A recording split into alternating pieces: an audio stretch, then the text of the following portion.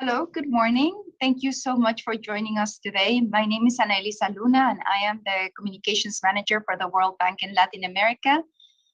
Thank you for joining us this morning for the presentation of the bank's latest economic review, New Approaches to Closing the Fiscal Gaps, With me today is the World Bank's Chief Economist for Latin America, Bill Maloney. Good morning, Bill. Good morning, Ana. So let me tell you how this is going to work. We have a simultaneous interpretation in Portuguese for those journalists who are joining us from Brazil. As a reminder, the report is embargoed until noon today, Washington, D.C. time. If for some reason you don't have a copy of the report, or if you haven't seen it, please just put your email on the chat, and we will make sure that you get one soonest. Bill will go through his presentation, and then we're going to leave enough time for your questions. If you have a question, please, you can put it in the chat, and I will get to it after Bill's presentation. So, Bill, the floor is yours. Thanks, Ana. Let me just share my screen here.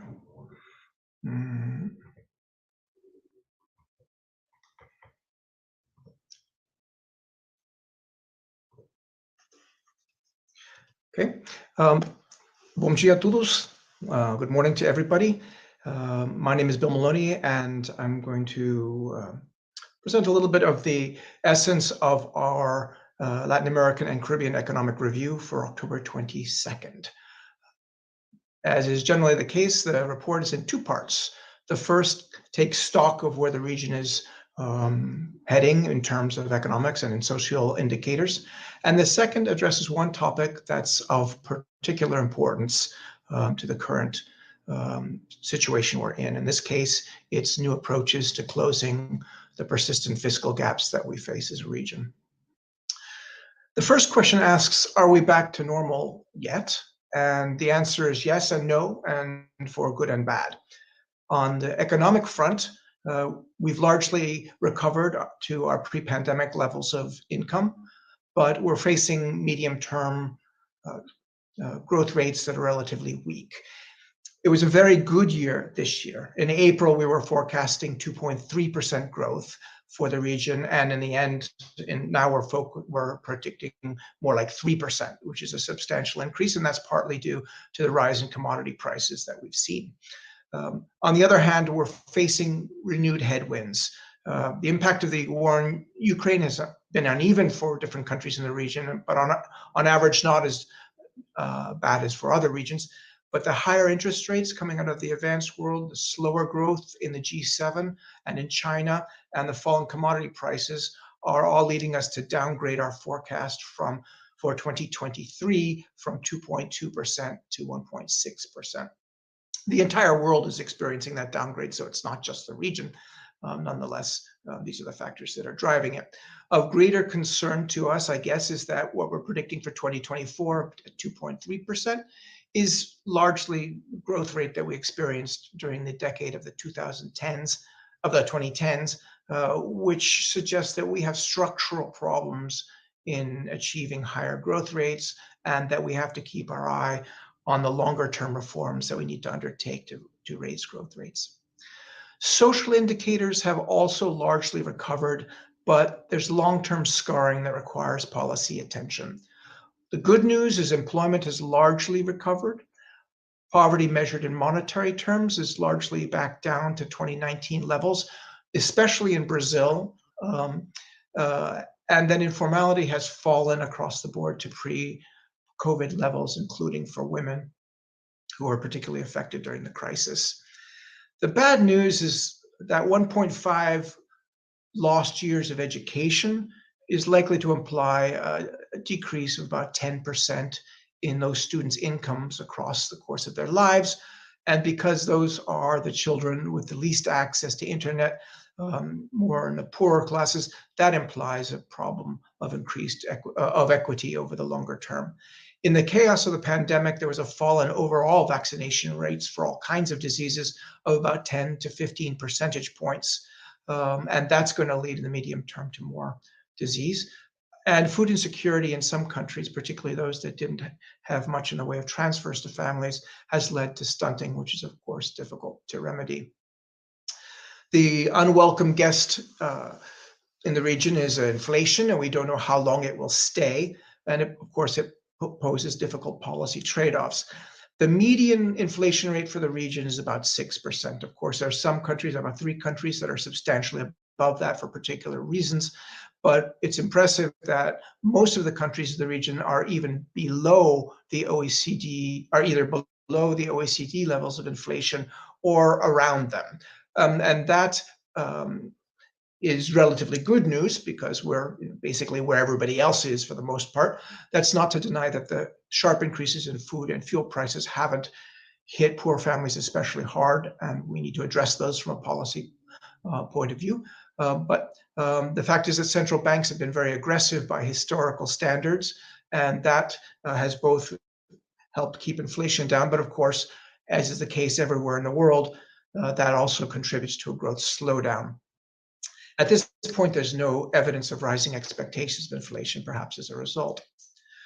The fiscal deficits that we ran up during the pandemic to deal with it remain. We've had a decrease in primary deficits of about 0.96 percentage points, but on the other hand, the higher interest payments are leaving overall deficits high. At this point, of course, the rising interest rates are making it harder to service the debt, but markets remain relatively calm. They're wary, but calm. And we just have to watch that going forward. Over the longer term, limited fiscal space, as we try to struggle with this, is going to constrain the necessary investments in infrastructure, education, and innovation needed for growth. And that leads us to the second chapter of the report, which is, okay, we get more fiscal space. We basically identify 3 different classes of interventions that we could make to get more fiscal space. The first we want to highlight is sort of short-sighted ways to do this, which will buy us some space now, but will later. The first is cutting public investment, which is always an easy target because there's no constituency today for what's going to give results in 10 years. But you see that Latin America and the Caribbean spends about 4% of GDP on public, compared to Sub-Saharan Africa, East Asia, and the Middle East, which are between 6 and 8%. And that also implies that returns to these investments are very high in our region. So if we want to kickstart growth, this isn't an area where we really want to cut. The other area that we want to be careful of is inflationary erosion of some kinds of transfers, especially pensions. That tends to be regressive, as many pensioners are, of course, not particularly well off, can be vulnerable. It's also recessive because these people spend all that money. A better approach, we argue, is working towards more effective public spending. We estimate that eliminating losses in badly designed transfers, for instance, energy, procurement, and wage bills could save roughly 17% of spending. And that implies that for 2 out of 3 countries in the region, you could basically balance the budgets, more than balance the budgets with those savings. More than that, we see working on better public spending as kind of a gateway to modernizing the state and increasing public trust. And so we see this is all part of an agenda for increasing confidence in the state. Finally, we deal with a lot of the complications of surrounding new taxation. This is obviously a tricky area because it requires balancing revenue, progressivity, and growth. And the last chapter deals particularly with some of the subtleties around that. On the first point, taxation levels are moderate by global standards. You can see that from the graph, about 25%, but it varies greatly across the region. In the Southern Cone, once you adjust for our level of development, we're not so far from the OECD levels. But on the other hand, there are countries in Central America, in particular, where taxation rates are extremely low. High taxes, we know from the literature, can make our economies much more progressive. On the other hand, they can also slow growth. That's what the literature from the OECD tells us.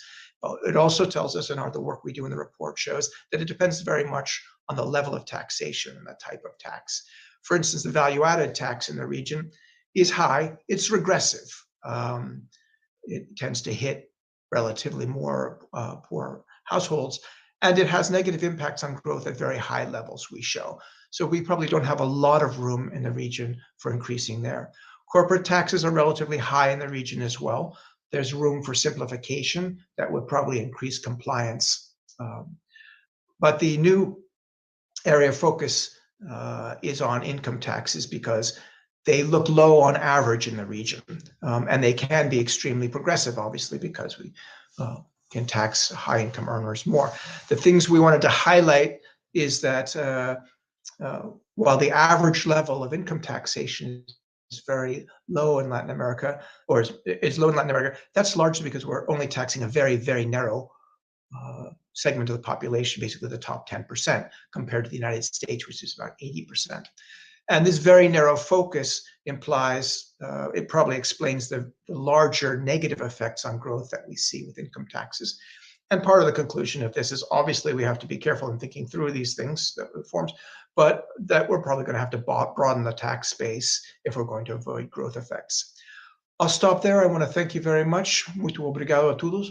And now to questions. Many thanks, Bill. Let me just pop the chat up here. And so we'll go in the order we received the questions. Bill, there's a first one from Francois Rothschild from RFM 104.9, who's interested in anything you can tell us about any updates on Haiti. Yes, Haiti remains a very difficult situation. They continue struggling with multi-pronged crises, and we've got gang violence, we've got lingering political institutional instability, and we've had persistent vulnerability to natural shocks. COVID, of course, exacerbated these, and unfortunately, to date, the region has a very low vaccination rate, leading it to vulnerability to future variants. The economy continues to contract. We're seeing negative 2.5% in 2022, and then minus 0.1% in 2023. So the short-term and medium-term situation is not extremely positive. The bank continues to support recovery from the 2021 earthquake and by strengthening the country's disaster risk capacity, investing a lot in weather-resilient roads and bridges and the like. We've also been working hard to address problems of access to quality learning and to mitigating Haiti's growing food insecurity. And for that reason, the portfolio of the bank towards Haiti has increased by about 40% in the last 2 years. But that's about what we have right now. We monitor the situation very carefully, but it remains a very difficult situation. Thank you, Bill. And we have a few questions on Brazil. So I am going to read them to you. One we have from Esteban Tallar from Valor Económico. How does the World Bank evaluate Brazilian current fiscal conjuncture? How can this new approach help improve the Brazilian current fiscal conjuncture? And then there's another one also similar on fiscal in Brazil from Forja de Sao Paulo.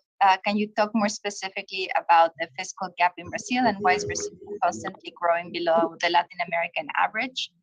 And we have another a few other questions on Brazil. So do you want all the questions on Brazil? Sure, put them all in. Okay.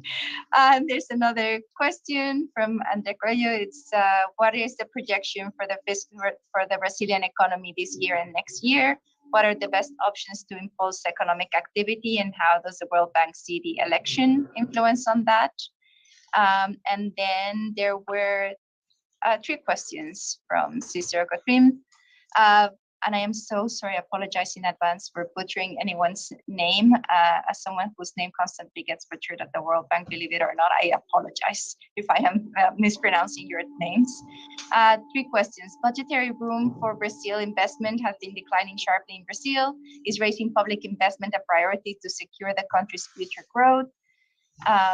what would you consider the optimal model for tax reform to be in Brazil, and how much the decline of commodity prices and the deceleration of advanced economies in China impact Latin America, and specifically Brazil. So a few questions on fiscal in Brazil, a few about the impact of the election, one on the impact of the election, budgetary room, and very much you're on the hook for the optimal model of tax reform in Brazil.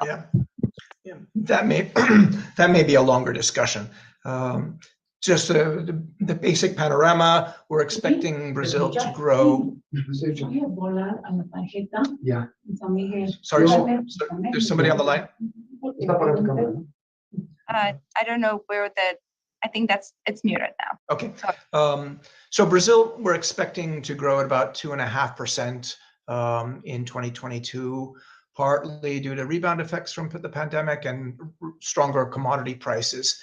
We're expecting it to slow to around 0.8% in 2023. Part of it's Brazil is one of the countries that sort of had mixed impacts of the Ukraine crisis. On the one hand, for instance, there was increased demand for certain commodities. On the other hand, there were shortages of fertilizer and the like, which affect the agricultural sector. So it's been a mixed bag, and the country is the regional average is being driven by a couple high flyers like Colombia, but Brazil is pretty much at the median for the growth rates overall. Going into next year, the deceleration, the slowdown in the G7 growth rates and of China, who is a major export partner, and the decline in commodity prices, and of course the sharply rising interest rates in the United States are going to hit the entire region. It'll hit Brazil hard as well. Despite the fact that Brazil was very generous during the pandemic in providing transfers to families. In fact, it was one of the few regions few countries in the region where poverty actually decreased during the crisis. And there, of course, was a sharp increase in debt as a result of that. The overall fiscal situation in Brazil is not it's not especially difficult by regional standards. So as with the other countries in the region, we have to watch the impact of rising interest rates and debt service payments, but we're not in an especially bad position in Brazil. As far as the election, we've worked with both governments that are likely to, with both the Bolsonaro and the Lula governments in the past, and we'll, work constructively with whoever is elected. We have a long list of agenda items, and the growth issue, which was mentioned here, how to get these growth rates higher. That's going to be a preoccupation of any government, I think. Increasing inclusion remains a longstanding issue in Brazil, and increasingly effective climate action. We have a long agenda in Brazil to work on there. So why don't I leave it there? Dylan, sorry if I'm clunky. I just have to open the chat. So just to come back, you want to say anything more about this last part of the question from Agencia Estado about the potential impact that the declining commodity prices and the deceleration of China would impact the region? It was about Brazil. Yeah, so I don't know. I don't have, it's hard to pinpoint exactly what the impact would be on Brazil, but obviously we're a commodities exporter, and so the decline in China's growth, which looks to be quite low this year, historically low, will have impacts on the Brazilian economy, and I think that's baked into the relatively low 0.8% that we're expecting in 2023. Thanks, Bill. And then there's a question from Peter Richards of the Caribbean Media Corporation. Can you talk more specifically about your projections for the Caribbean? Yeah, so the Caribbean was one of the regions that was hardest hit by COVID. GDP still hasn't recovered to its 2019 levels, and we're not expecting that to be the case until 24, and that reflects the overall slow rate of recovery of the region. Part of that is we know we're very many of the islands are very tourism dependent, and we had a hard time getting a handle on COVID. And many countries of the region are still with vaccinations around or below 40%, which leaves us vulnerable to whatever new variant comes. It's important to realize that COVID is in recession right now, but it's very unpredictable, Okay. and we have to be prepared for whatever's coming, and that means those vaccination rates we want to rise to buy some resilience. The other thing is that the region was hit especially hard by the Ukraine crisis because we're net food and fuel importers for the most part, with perhaps the exception of Trinidad and Tobago. And so that put additional strain on household budgets and on government finances. So this has been a very difficult couple of years for the Caribbean. The bank has programs for I think 19 countries in the region. We've been focusing precisely on issues of fiscal sustainability, building resilience to natural hazards. I think right now our portfolio is like 3 billion or something like that for the region. So sorry, and I just realized I was unmuted. Apologies for that, Bill. So we have another question. From, let me just take it in order. Sorry about this. A question from the Trinidad Express. You refer to eliminating losses in transfers. Does this mean eliminating subsidies on fuel and food to things that impact low-income families the most? And Okay, go ahead. Please finish. No, go ahead. You can answer that, and then I'll come to the next one. Yeah. Okay. That's why I said poorly designed transfers. Obviously, we've got many families that have been hit very hard by higher energy prices and higher food prices. But often what we find in the region, in all of Latin America, is that we'll just subsidize oil prices or fuel prices across the board, which means we're not only helping out those poor families, we're subsidizing fuel prices for the entire population, including those that don't need it. And so that savings we're talking about is precisely the gains that would be gleaned from better targeting those kinds of relief efforts. So it's not about eliminating all support to families. It's probably better from an economic point of view to not subsidize these products directly, but to increase transfers to vulnerable families. And that's probably more efficient from an economic point of view. But again, to reiterate, we're not talking about eliminating support to poor families who are hit by these higher prices. Thanks, Bill. There's a question from Javano Keys from Television Jamaica. A number of countries in the region have tightened monetary policy, with the private sector expressing concern. Would you say the concern is warranted, and at what point would be too far for central banks to push up interest rates? Yeah, so that's the Goldilocks question. We have to be completely honest that the tools we have for combating inflation are not fine instruments. Okay, raising interest rates works on inflation precisely by reducing aggregate demand, reducing demand for products. That's how they work.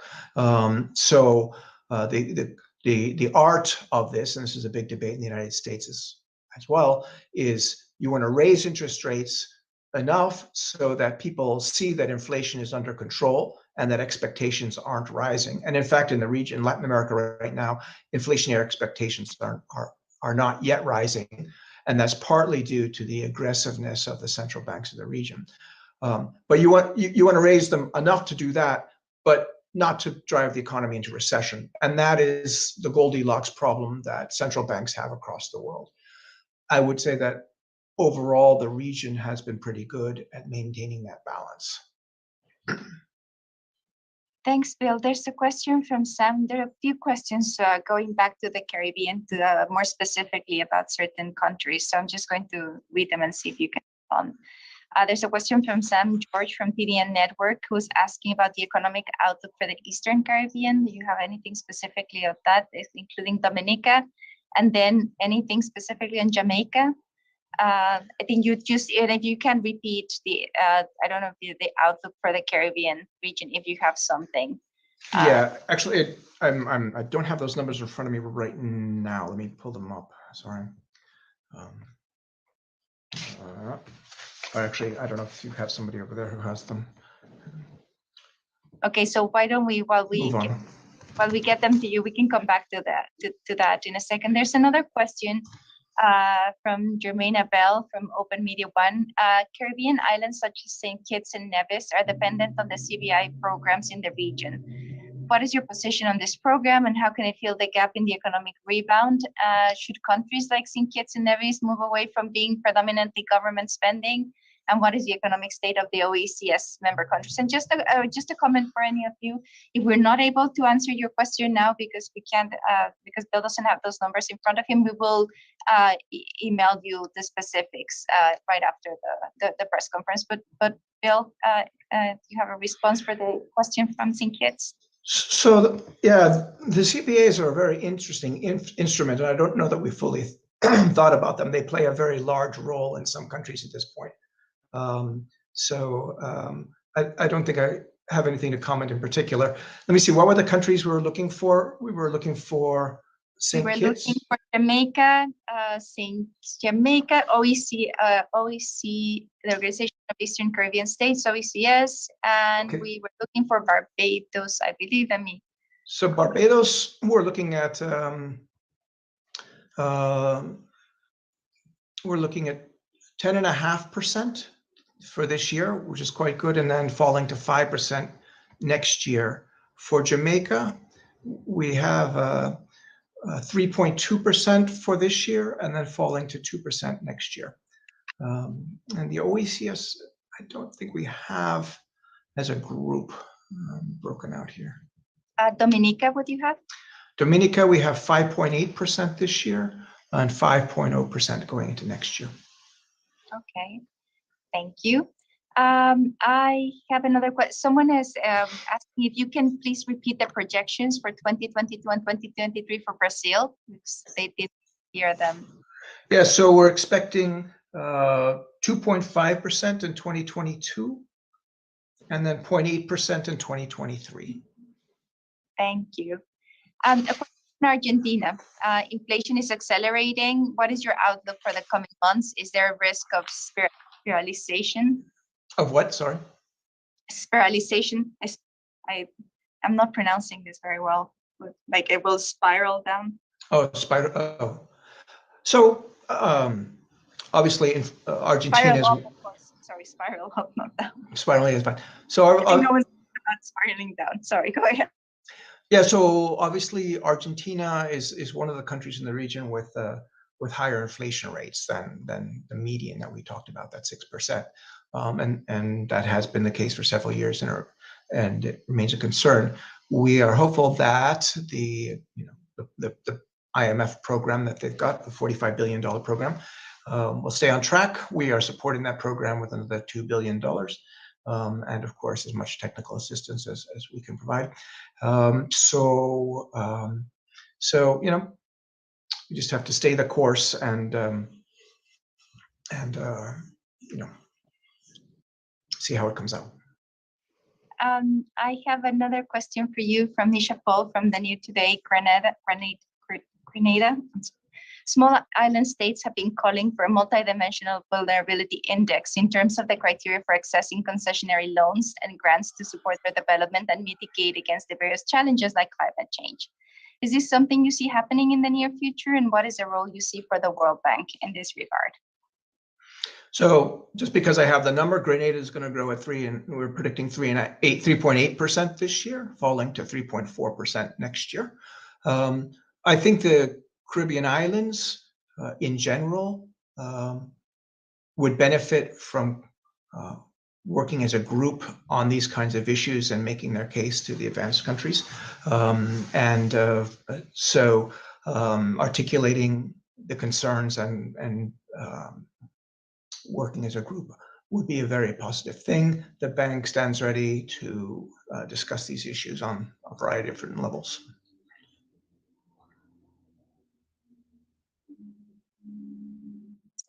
Give me a second, I'm just accessing the chat. So the next question is, despite the fact that inflation expectations are under control in Latin America, inflation expectations for 2024 are on the rise in Brazil. Is this a concern for Brazil? Should this be a concern for Brazil? Yes, I mean, well, let's put it this way. The good news is that so far, for the most part, inflation expectations have been moderate, but is exactly, again, this balancing act that central banks have, that they want to, when you see this incipient rise in people's expectations of inflation, you want to take a credible response to signal to the citizens of the country that, no, you've got inflation under control and that inflationary expectations should stay low. You don't, obviously in the longer term, you don't want inflationary expectations to rise and then get built into wage negotiations, which in turn push up prices. We want to avoid that kind of wage spiral, and that's a concern in the United States, and that's a concern everywhere. Thanks, Bill. I have a couple of questions on Guyana. The first one is from Sveltana Marshall of the News Source. The budding oil sector and COVID have in part contributed to an increase in inflation rates in Guyana. What measures can be implemented to cushion the impact? Also, some leaders have recommended cash transfers per household. What's the World Bank's position on this? And then a separate question on Guyana that says, Guyana is still feeling the impacts of inflation, but projected for significant economic growth due to the booming oil sector. How will the country be impacted, I assume, by any increase in inflation? Right. So obviously, Guyana's been having astronomically high rates of growth. Let me see if I can have that number right here. Guyana, we're expecting 57.8% this year, falling to 25%, 25.2% next year. That's an economy those are extraordinary growth rates reflecting the development of this new sector in Guyana. And that's and any government would have a challenge in managing those resource flows to be sure that you didn't set off inflation within the country, and the central bank will need to take measures to control that. And as far as how to mitigate the impact on families, in general, the bank has supported transfers to households to offset the rising fuel and food costs as a more efficient way of supporting poor families than, as I was mentioning earlier, blanket subsidies. Bill, do you have the specific number for St. Kitts? We don't have that number. St. Kitts, that's strange, but yeah, I don't think we have St. Kitts. Okay, well, we can. And there is a question from Television Jamaica. Should the region be concerned about the possibility of a recession? So if it helps, St. Lucia and St. Vincent we have, and St. Lucia is going to be 7.9% this year and then 6% next year, and St. Vincent and the Grenadines is going to be 5 and 6.3. So that gives you a feeling for how the islands in the area are doing. Jamaica, worried about a recession. Jamaica is doing, we're forecasting 2.0% for next year, which is above the regional average. Of course, these are estimates, so things can go wrong, but at present, we're not predicting a recession. Thanks, Bill. And we have a question from the Caribbean Broadcasting Corporation. Barbados' estimated growth rate is notably higher than most other countries in the region. Why would you say this is? I just want to remind people, if you have any questions, please post them. I think we're going to be wrapping up if there aren't any other questions. So, Bill, why do you think Barbados is growing the way it's growing? I do not have the answer. What I would say is Barbados was very quick to vaccinate overall. So its tourism industry recovered quickly. But aside from that, I don't have a diagnostic on that. So, Bill, I don't see any more questions. I'm going to just give it a couple of minutes to see if anyone has anything else. But I also wanted to give you a chance, Bill, to just close what are the, coming out of the report and looking at the region, going forward. How you're feeling about it? So I guess I'd want to say that the region has faced incredibly difficult times over the last couple of years. We were hit second hardest in the world by COVID overall, and then the Ukraine crisis has hit some countries especially hard. So that said, the responses of the monetary authorities and the governments of the region have in general showed a lot of resilience. I mean, in terms of the overall reserve positions of central banks, in terms of the composition of debt, and in terms of the response to inflation on the part of central banks. We've faced a set of very difficult circumstances, I think, much better than we would have 20 years ago. And that's something to be glad about, how we've progressed in that dimension. Thanks, Bill. And I see two more questions have popped up. I'll go from the more straightforward one to the not so much. So the first is, what is your prediction, your growth prediction for Trinidad and Tobago? Trinidad and Tobago. Let's see. We have. How do we not have Trinidad and Tobago? We don't have it. Okay, we'll have to look that up. Okay, we have the name of the reporter. We'll get back to you with this. And then another question from Brazil. How does the World Bank see the optimism of the market with Brazil, and how can this be good for the Brazilian people? So it's actually impressive that the global markets are, in general, approaching the region with a wary eye, but at this point without alarm. And they've been, if you look at the increase in spreads on emerging market bonds, there's been a slight increase across the board in the last year as interest rates have risen, and markets are acknowledging the increased difficulty we'll have in debt service, but they're not especially high by even recent historical standards. So overall, as we know in financial markets, these things can turn really rapidly. But overall, it's good that markets at this point are not alarmed. It means that country premia are low and are relatively low, and that means that financing our debt is not as high as it might have been in other circumstances, and that helps us with growth. Thanks, Bill. I don't think we have any more. Oh, yes, we have one more question. What is the outlook for the Bahamas, considering that it had to deal with COVID and Hurricane Dorian in 2019, which cost billions of dollars in losses? Yeah, Bahamas, we're looking at 8% growth for 2022 and 4.1% for 2023. Yes, Bahamas has had some bad weather, but they're doing relatively well this year. Thank you, Bill. So I think we're going to wrap this up. I think we owe a couple of reporters some projections. If we can get them to you, we will make sure that we do a couple of additional housekeeping. Just remember, please, that the report is embargoed until noon DC time.